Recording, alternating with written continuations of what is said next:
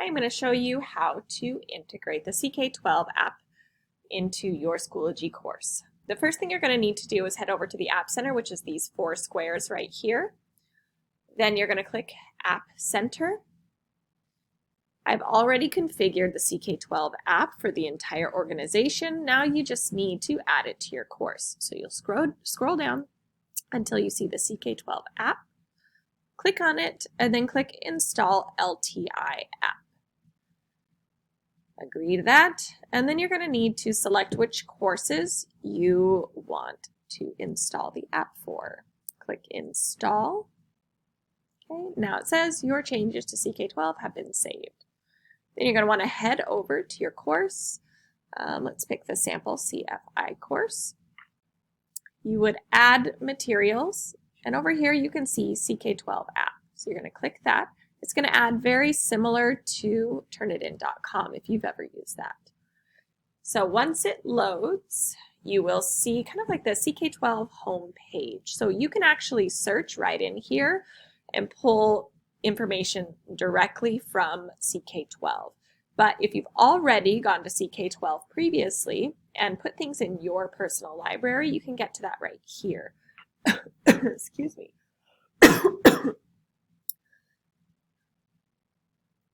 I have created an Academy Anatomy Physiology Flexbook. So I'm going to click into this. And then what you're going to need to do is actually select the unit that you want to assign. So we'll just say the heart. I'm going to click the heart. If you scroll down, right here, you'll see that the other ways to learn are the videos that are integrated into the unit already. So click Start. And then here you'll see View Practice. Here's all the information. If students are using a laptop, they're able to highlight text, or you can highlight text, so this will stay for me. So if I come back in here, I'll be able to see this.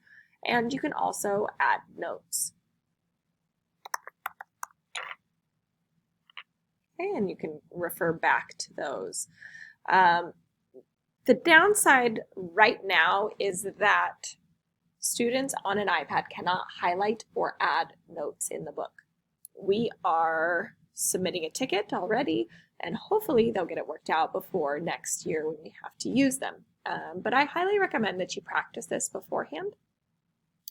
So just like with any other app integration, like Edpuzzle, if you've used it, you can actually assign this chapter to your students. So I could click Assign.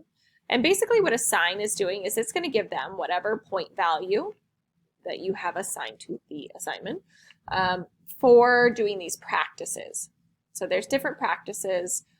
They can see here the estimated time, and you can preview it yourself. So you can run through the quiz just as if you were a student.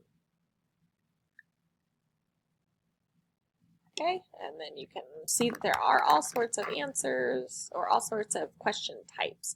And up here, it'll tell you what your skill level is. And if you click the I, it kind of breaks it down for you. Okay, so I'm going to say stop for now. And close that out. You can also do that if you choose. And I just want to show you how to assign. So I'm creating the assignment. This is creating a column in my gradebook for this quiz. I'll scroll down to the bottom and you'll see it here, the heart. If I click Edit, I can enable grading. So if you want to award points for this, you're going to need to do this. Okay. So we'll say 5 points, due Friday, save changes. Okay, now this is actually going to be in my gradebook, and you can see that because I have a due date right here.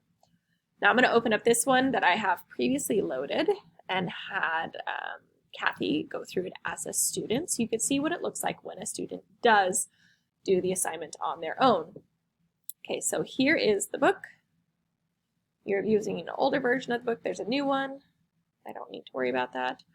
But if you click this button right here, it's your toolbar. You can scroll over here and see Insights. Insights is a new tool to CK12, so I can only imagine that the capabilities are going to get better.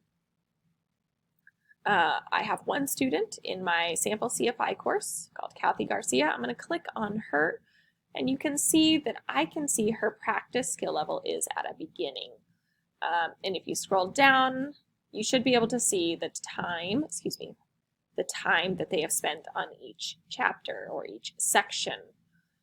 Now up at the top, it's supposed to have a summary of their time on the lesson, but I haven't been able yet to figure out how to get this to work, or maybe it just doesn't work because the integration isn't quite there yet, but hopefully that will be coming. But as of right now, you can at least see their skill level. And then if I head over to my grade book,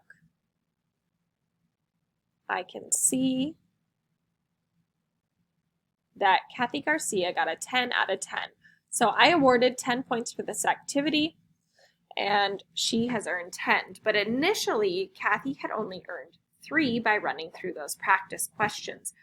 It does allow the students to continue practicing as long as they like. And if they resubmit their assignment, which it'll offer them the ability to do that, if they resubmit their assignment, it will regrade them based on the number of questions they got right. So we'll say Kathy tried 30 questions, but actually only got 3 right at first. So that was her first answer. And then she redid it or continued practicing, and she eventually got 10 correct. So she was able to get her full 10 points by resubmitting that assignment. You may want to play with this a little bit in your class to see how it fits best with the way that you run your class, or what you want to be able to offer to the students. But I just wanted you to know that they are able to resubmit for a higher grade. If you have any questions or want to go over this in person, please come see me over in CC. Thanks.